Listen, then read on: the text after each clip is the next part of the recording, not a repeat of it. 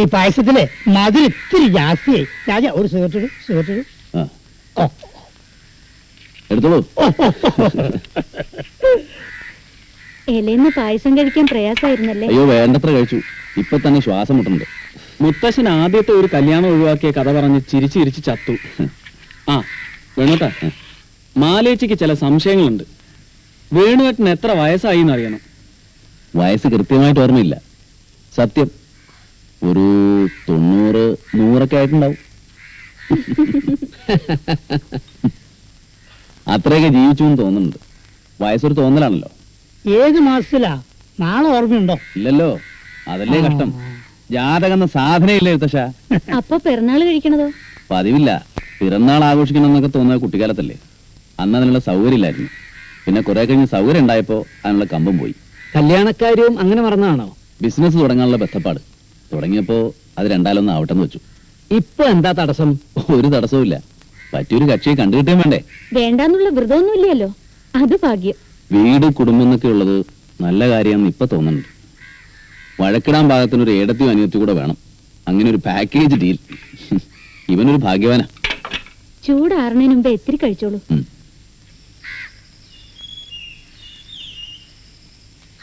വേണ്ട, അവിടൊക്കെ സിഗരറ്റിന്റെ ആൾക്കാരാ.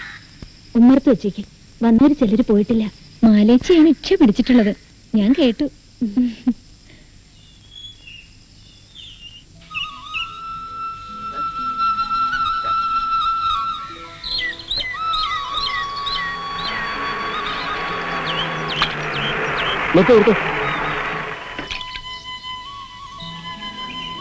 സംശയം തോന്നിയപ്പോ വണ്ടി നിർത്താൻ പറഞ്ഞു.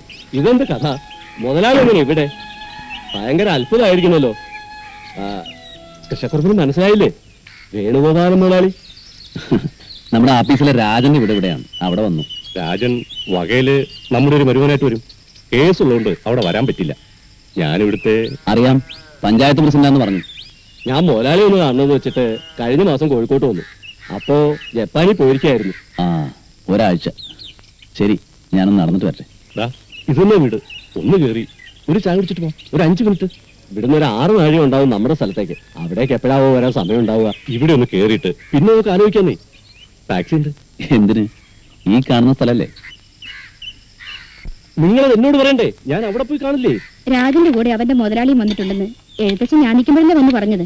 ഇത്ര വലിയ കമ്പനിയാണെന്നൊക്കെ രാജന്റെ കമ്പനി എന്ന് പറഞ്ഞപ്പോ നിങ്ങൾ വിചാരിച്ചിട്ടുണ്ടാവും ഇവിടുത്തെ കുട്ടിയസിന്റെ മരക്കച്ചവടം പോലെ വല്ല ഏർപ്പാടും ആവുന്നു. ചിലക്കാണ്ട് പോയി ചായ എടുക്ക്.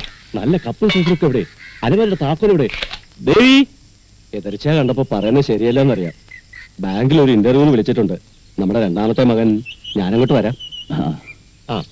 അപ്പൊ ഞാൻ പറഞ്ഞു വന്നത്, അമ്പലപ്പറമ്പിലാ ഉത്സവം. പക്ഷേ ഇവിടുന്ന് എഴുന്നള്ളിച്ചോണ്ട് പോവുക എന്നൊരു ചടങ്ങുണ്ട്. ഈ ഭഗവതി മകളാ. ഈ ഒരാൾ തന്നെ ഉള്ളൂ. ഓ, പഠിക്കണം. BSc കഴിഞ്ഞു. വേറെന്തോ ഒരു വിഷയത്തില് അവൾക്കങ്ങനെ പല കമ്പവും തോന്നും. ഈയിടെ ഒന്ന് പറഞ്ഞല്ലോ, ഹോം സയൻസിൽ MScക്ക് പോണമെന്നുണ്ട്. അല്ലെങ്കിൽ കമ്പ്യൂട്ടർ സയൻസിൽ ഡിപ്ലോമ. പിടിക്കൂ. കമ്പ്യൂട്ടർ സയൻസിലാണ് ഇപ്പൊ എല്ലാവർക്കും കമ്പം. അതിനാണ് സ്കോപ്പ് എന്ന് പറയുന്നുണ്ട്. ഉദ്യോഗത്തിനൊന്നും അയക്കണില്ലല്ലോ. പിന്നെ പഠിപ്പിക്കാൻ കാശിലാക്കണേല് വലിയ അർത്ഥമൊന്നുമില്ല. ആവശ്യത്തിന് ഇതൊക്കെ മതിയെന്നാ ഞാൻ പറയണത്. ഉദ്യോഗം നോക്കുന്നതും മോശമുള്ള കാര്യമല്ല, ആണോ? എന്തേ, രാജേട്ടൻ വന്നില്ലേ? 1-2 സ്ഥലത്ത് ട്രങ്ക് ചെയ്യാനുണ്ട്. രാജന അതിനെ അയച്ചിരിക്കുക.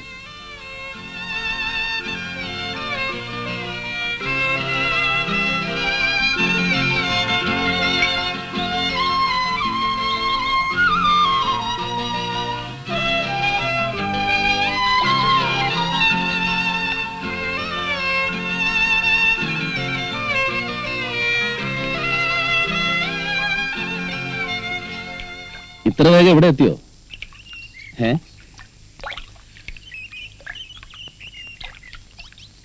ആ പിരിവ് പുസ്തകാരും കൊണ്ടുവന്നിട്ടില്ല. എഴുതാം, കൊണ്ട് തന്നാല്. എത്രയാച്ചാ?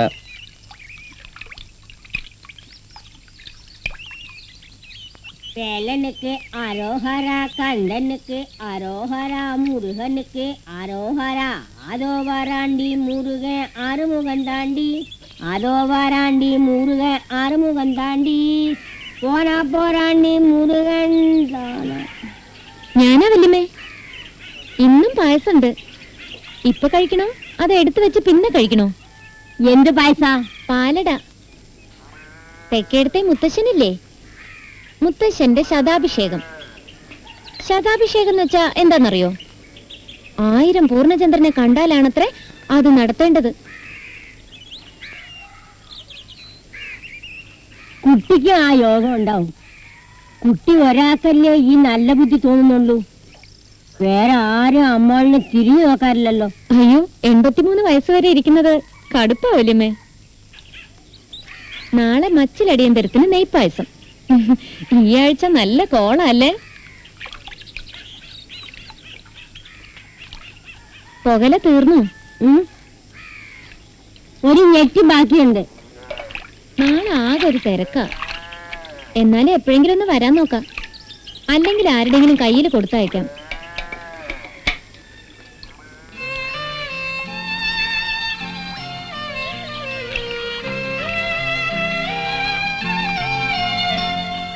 അതാരാ? പ്രാന്തത്തിയമ്മാളൂന്നാ എല്ലാരും പറയാ. മധുരം എന്ന് വെച്ചാ ജീവനാ. ഒന്നുമില്ലെങ്കിൽ ഒരച്ച് ശർക്കരയെങ്കിലും കിട്ടിയ വലിയ കാര്യമായി. എന്നും വരാറുണ്ടോ ഇവിടെ? മിക്കവാറും. അങ്ങനെ വലിയ പ്രാന്തൊന്നുമില്ല. എന്നാലും പ്രാന്താണെന്ന് ആളുകൾ പറയും. അതിനാരുമില്ല. പാവം. ചെലവിനെന്ത് ചെയ്യും? സർക്കാരിന്ന് 50 ഉറുപ്പിക കിട്ടും മാസം. ഞാനൊരു 100 കത്തടപാട് നടത്തിയിട്ടാ അത് ശരിയാക്കിയത്. വിഡോസിന്, വയസ്സായവർക്ക് അങ്ങനെ ഒരു വകുപ്പുണ്ട്. നല്ല കാര്യം. പണ്ട് അങ്ങനെ യാതൊന്നുമില്ല. പുതിയ നിയമമായിരിക്കും. പുഴയ്ക്കക്കര വലിയൊരു വീട്ടിലത്തെയാ. ഒരു കരുവാന്റെ കൂടെ തമിഴ്നാട്ടിലേക്ക് ഒളിച്ചോടി എന്നൊക്കെയാണ് പറയണത്. പിന്നെ ഇവിടെ വന്നു. അയാൾ മരിച്ചപ്പോ തലയ്ക്ക് അല്പം സുഖമില്ലാണ്ടായി. പിന്നെ മുഴുവൻ ഭ്രാന്താക്കാൻ ആളുകളുണ്ടല്ലോ. പലർക്കും അതൊരു നല്ല വിനോദമാണ് നമ്മുടെ നാട്ടിൽ.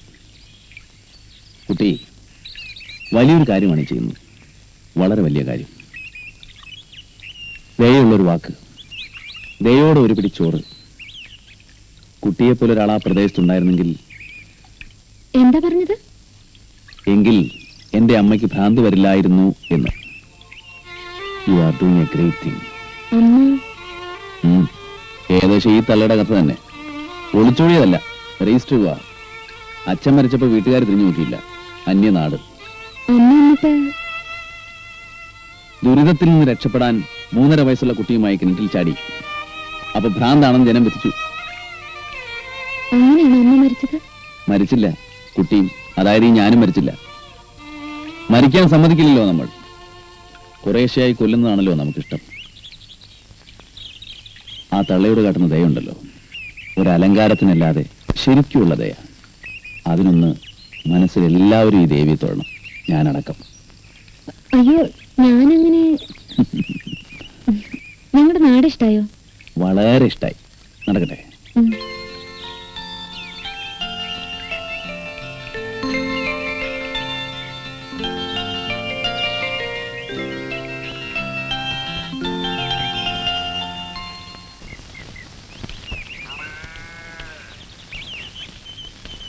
ഫോൺ കിട്ടാൻ ഒരുപാട് താമസിച്ചു.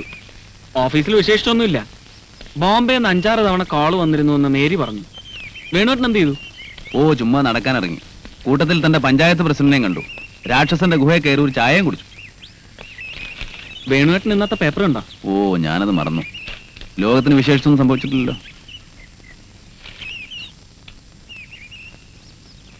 1.5 കോടി രൂപയുടെ വിദേശ വസ്തുക്കൾ പിടിച്ചെടുത്തു.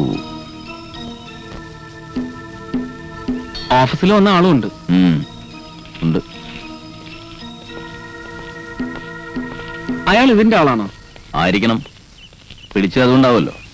ശിവേട്ടന്റെ ഫ്രണ്ട്സ് ഈ ടൈപ്പ് ആളുകളുണ്ടോ? ബോംബെ അല്ലേ, ഓരോരുത്തരുടെ പ്രൈവറ്റ് ബിസിനസ് എന്തൊക്കെയാണെന്ന് നമ്മളെങ്ങനെ അറിയും? ഒരു ചായ എടുക്കട്ടെ? വേണ്ട, ഇപ്പൊ വേണ്ട. കുറെ ദൂരം നടന്നോ? പുഴവക്ക് വരെ. ടൗണിൽ മടുത്തു തോന്നുമ്പോഴൊക്കെ ഇനി ഇങ്ങോട്ട് വന്നാ മതി. പിന്നെയും ടൗണിലേക്ക് തന്നെയല്ലേ പോണ്ടത്? നിങ്ങളുടെ ശിവേട്ടൻ മുമ്പ് പറയുമായിരുന്നു, ബോംബെ നിന്ന് ഓടി രക്ഷപ്പെടണമെന്ന് തോന്നും. കുറെ ഓടി നോക്കും, പിന്നെ അവിടേക്ക് തന്നെ തിരിച്ചെത്തും. ഒരു മൂദേവി ഭാര്യയെ പോലെയാണ് സിറ്റി എന്ന് പറയും പുള്ളി. എല്ലാ നഗരത്തിനും അത് ബാധകമാണ്.